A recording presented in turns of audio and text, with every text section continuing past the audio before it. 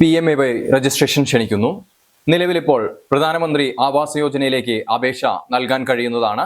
June 6-ാം തീയതി വരെ അപേക്ഷ നൽകാൻ കഴിയും. എന്നാൽ പ്രധാനമന്ത്രി ആവാസ് യോജനയുടെ ഡയറക്റ്റ് സൈറ്റിലല്ല അപേക്ഷ നൽകാൻ കഴിയുന്നത്. BJP സംസ്ഥാന പ്രസിഡന്റ് രാജീവ് ചന്ദ്രശേഖരന്റെ ഇടപെടലിനെ തുടർന്നാണ് പുതിയ നീക്കം. ജൂൺ 6 വരെ നമുക്ക് അപേക്ഷിക്കാൻ സാധിക്കുന്നതാണ്. ഇതിലേക്ക് അപേക്ഷ നൽകുന്നതിന് വേറെ ലിങ്കും കാര്യങ്ങളുമാണ്. അതിനുവേണ്ടി വീഡിയോ പൂർണ്ണമായി കാണൂ. നമ്മുടെ ജില്ലാ പ്രസിഡന്റ് വേണുവേട്ടൻ ഇതിനെക്കുറിച്ച് വിശദവിവരങ്ങൾ പറയുകയാണ്.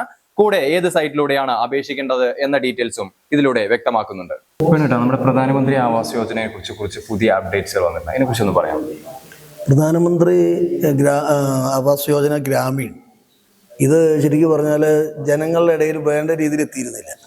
കേരള സർക്കാർ അതിന് വലിയ പ്രാധാന്യം കൊടുക്കാതെ നിൽക്കുകയായിരുന്നു. പല സ്ഥലങ്ങളിലും ബ്ലോക്ക് മുഖേനയാണ് ഇതുവരെ കിട്ടിയിരുന്നത്. ബ്ലോക്കിൽ കൊടുത്തുള്ള അപേക്ഷകൾ പ്രകാരം കിട്ടിയിരുന്നു. വളരെ അപൂർവം പഞ്ചായത്തുകൾ ചെയ്തിരുന്നു. കൂടുതലും ലൈഫിനാണ് പ്രാധാന്യം കൊടുത്തത്. അപ്പോൾ വീണ്ടും ഈ നരേന്ദ്രമോദി സർക്കാർ വന്ന സമയത്ത് പ്രധാനമന്ത്രി ആവാസ് യോജന ഗ്രാമീൺ നടപ്പിലാക്കാൻ വേണ്ടിയിട്ടുള്ള അപേക്ഷകൾ സ്വീകരിക്കുകയുണ്ടായി. പക്ഷെ അത് കേരളത്തിൽ വേണ്ട പ്രാധാന്യം കൊടുക്കുക, അതിന് സർവേ ഒക്കെ നടക്കാനുള്ളൊരു തീരുമാനമാണ് കേന്ദ്ര ഗവൺമെൻറ് കൊടുത്തത്. പുതിയ ആളുകൾ, വീടില്ലാത്തവർ, സ്ഥലവും വീടും ഇല്ലാത്തവർ, ഇത്തരത്തിലുള്ള സർവേ നടക്കാനായിരുന്നു. പക്ഷെ സർവേ നടത്തുന്നതിന് പകരം കേരള ഗവൺമെൻറ് ചെയ്തത് അവരുടെ ലൈഫിലുള്ള ആളുകളെ, ലൈഫ് ലിസ്റ്റിലുള്ള ആളുകളെ കൊടുക്കണം. ലൈഫ് ലിസ്റ്റിൽ പലപ്പോഴും അതിൽ രാഷ്ട്രീയ ഇടപെടലുകൾ ഉണ്ടായിട്ടുണ്ട് എന്നുള്ള ആരോപണം ഉണ്ടായിരുന്നു.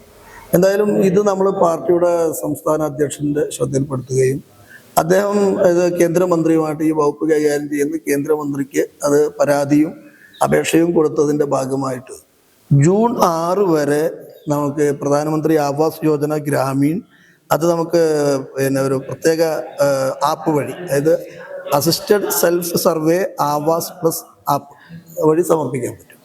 ജൂൺ 6 വരെ അതിന് സമയം. മെയ് 15 വരെ ആയിരുന്നു.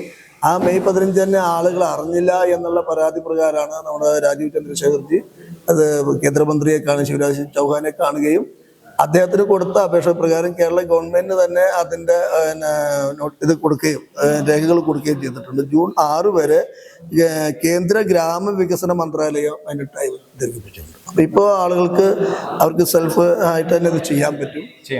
ശരിക്കും പറഞ്ഞാൽ ഇത് നമ്മുടെ വില്ലേജ് ഓഫീസർ VO മുഖേന ആണ് ചെയ്യേണ്ടത്. അത് മുഖേന ചെയ്യാം, അല്ലാതെ തന്നെ ഓൺലൈനായിട്ട് അവർക്ക് അപേക്ഷ.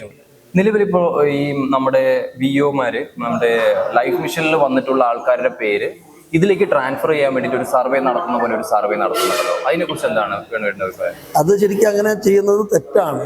കാരണം ഇതിന് വേറെ സർവേയാണ് നടത്താൻ പറഞ്ഞത്. പക്ഷെ കേരള സർക്കാരിൻ്റെ ഒരു ശാഠ്യമാണ് അവർ ഞങ്ങൾ ഇതെന്നേ എടുക്കുള്ളൂ, വേറെ സർവേ നടത്തില്ല. അപ്പോൾ VOമാർക്ക് കേരള സർക്കാർ പറയുന്നത് കേൾക്കേണ്ട ഒരു ഗതികേടിലാണ് നിൽക്കുന്നത്. അവർ പറഞ്ഞു ഞങ്ങൾ നിസ്സഹായരാണെന്ന്. എന്തായാലും ഈ ഇവർ സർവേ നടത്തിയിട്ടില്ലെങ്കിലും ഈ അപേക്ഷകൾ അവർ പരിഗണിക്കും, കേന്ദ്ര ഗവൺമെന്റ് ഡയറക്റ്റ് പരിഗണിക്കുമെന്നാണ് നമുക്ക് കിട്ടിയത്. നമ്മളിപ്പോ ഡയറക്റ്റ് ആയിട്ട് ഈ പറഞ്ഞ സൈറ്റിലൂടെ അപേക്ഷിച്ച് കഴിഞ്ഞു കഴിഞ്ഞാൽ ഈ അപേക്ഷ പരിഗണിക്കപ്പെടും, പരിഗണനയിൽ വരാം. എന്തായാലും ജൂൺ 6-ാം തീയതി വരെ ഇതിനുള്ള സമയമുണ്ട്.